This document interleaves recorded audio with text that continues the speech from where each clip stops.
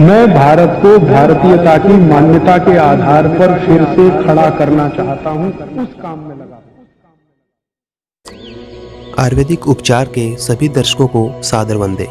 काफ़ी लोगों के द्वारा पूछा गया है कि उपवास कैसे करें, क्या उपवास करना सही है, उपवास किन किन लोगों को किस तरह करना चाहिए, क्या उपवास करने से दिमाग तेज होता है, आदि आदि सवाल रोजाना पूछे जाते हैं।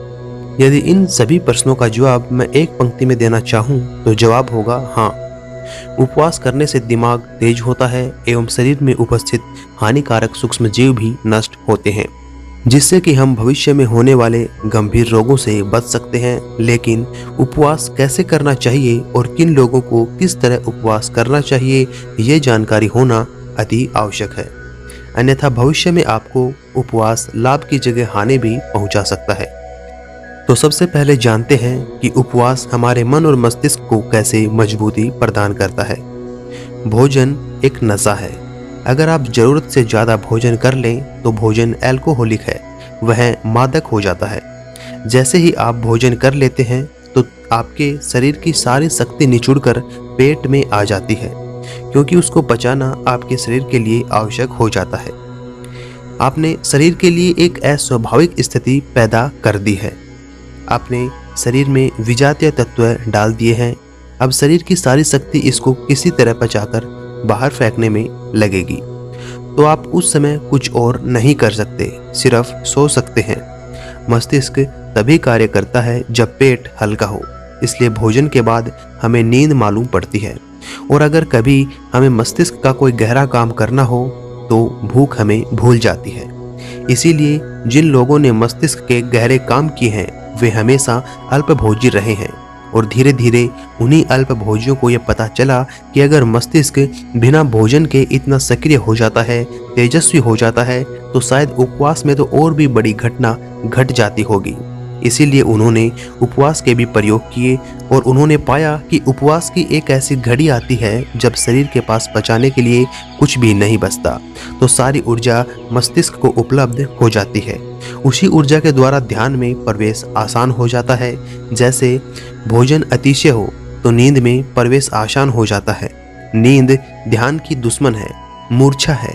भोजन बिल्कुल न हो शरीर में तो शरीर को पचाने को कुछ न बचने से सारी ऊर्जा मुक्त हो जाती है। लेकिन उपवास की एक सीमा है। 2 या 4 दिन का उपवास आपके लिए सहयोगी हो सकता है, लेकिन कोई व्यक्ति उपवास की अतिशय में पड़ जाए तो फिर मस्तिष्क को ऊर्जा नहीं मिलती।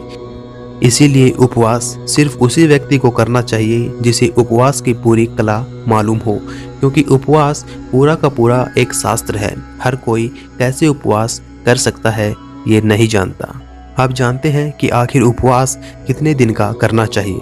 तो यदि आप मेहनत मजदूरी करते हैं तो उपवास आपकी सेहत के लिए अच्छा नहीं है।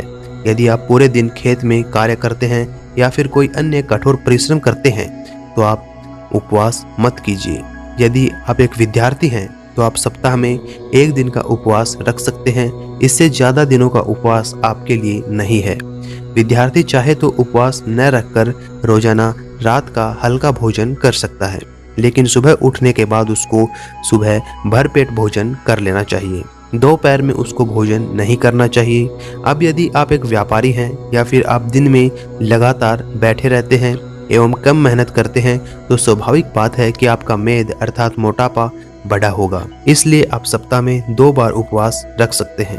उपवास चाहे जो भी हो, लेकिन उपवास रखते समय आपको ये ध्यान रखना चाहिए कि हर 1 या 2 घंटे के बाद आपको पानी पीते रहना है, ताकि पेट में बनने वाले HCl हाइड्रोक्लोरिक अम्ल के कारण आपकी आंतों को नुकसान न पहुंचे। क्योंकि जब आप उपवास रखते हैं तो आपके पाचन तंत्र के पास पचाने के लिए कुछ भी नहीं बचता, जबकि आपके आमाशय से लगातार अम्ल स्रावित होता रहता है। यदि वह अम्ल लगातार आपके पेट में जमा होता रहेगा तो आपकी आंतों को क्षति पहुंचा सकता है। आशा करता हूं कि आप जान गए होंगे कि उपवास किस प्रकार हमारे मन और मस्तिष्क को मजबूती प्रदान करता है एवं किन किन लोगों को किस प्रकार का उपवास रखना चाहिए।